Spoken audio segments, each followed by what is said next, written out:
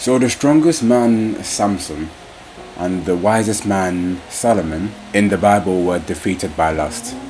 Let that sink in. Without the discipline and the integrity of Joseph, you fall every time.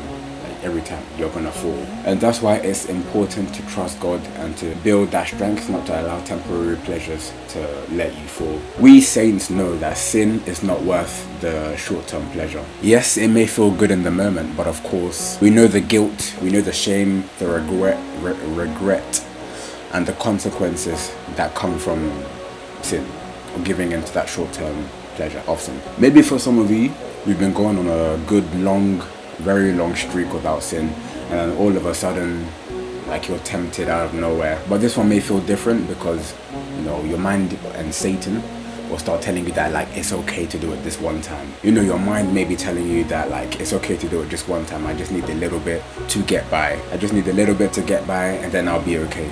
I'm sure you've had that one before, isn't it? Maybe for some it's weed. Maybe for some it's some of that alcohol, you know, that you should not consume if you struggle with it. Some of you may be fornication, some of you may be porn, or corn as I like to call it. But we need to remember this, and remember this one always. The devil is a liar. Okay? The devil is a liar.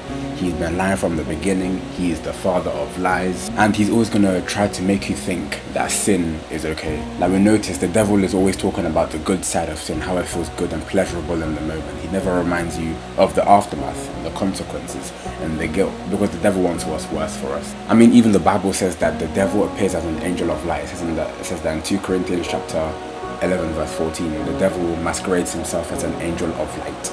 And it talks about, even in Proverbs chapter 16 verse 21, you know, gentle words are persuasive. The devil will be like gentle with sin. He will try to soften sin and try to sway you, into the direction of sin, without reminding you of the consequences, obviously. That's why for us saints is indispensable, is very important that we trust in God's strength and wisdom, so that we can avoid sin and avoid temporary pleasures which are not worth it. Ephesians chapter 6 verse 10, it talks about how we are to be strong in the Lord and in his mighty power.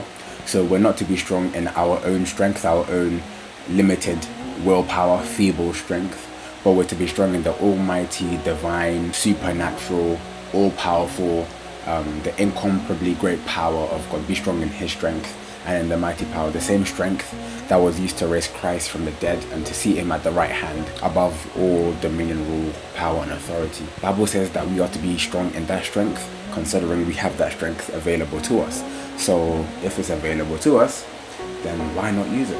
Right? Of course, even I've noticed it's not easy whenever the devil is like softening sin to make it seem like it's okay as well. Like, he doesn't make it easy for any of us Christians. He's very smart and tactical. He's very, very smart. He's going to try to soften sin, but we've always got to remember that as we fear God and we revere God, we Christians, we don't play around or flirt or play with the idea of sin or the thing that cost Jesus his blood. God has provided to us the full armor of God, so it's always important that we yield the sword of the Spirit, that we use the sword of the Spirit at every opportunity the devil tries to tempt us and try to bring us back into sin. Let's also remember how we usually feel after we've sinned. Of course, in the moment it's good, but then after we sin, remember the consequences, remember the regret, remember the guilt, the shame that the devil will just flood upon you.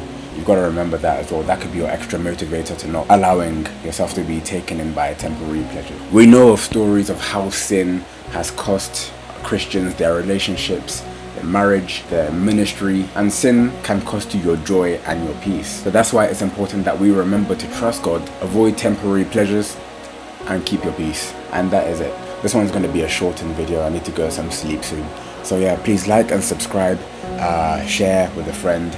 Oh, I love this camera too much. I cannot stop boasting about this camera. Yeah, like with a friend. Sorry, share with a friend. Like, subscribe, comment. Any men and women, Christian men and women, interested in online faith-based fitness coaching, DM me on my Instagram at King Gabs, and let's get you on that program where I can coach you and you can become the man or woman of God that God has called you to be for his kingdom, his purpose, his glory, your family. Yeah. And I will see you all in the next one. Take care, peace, God bless. Goodbye.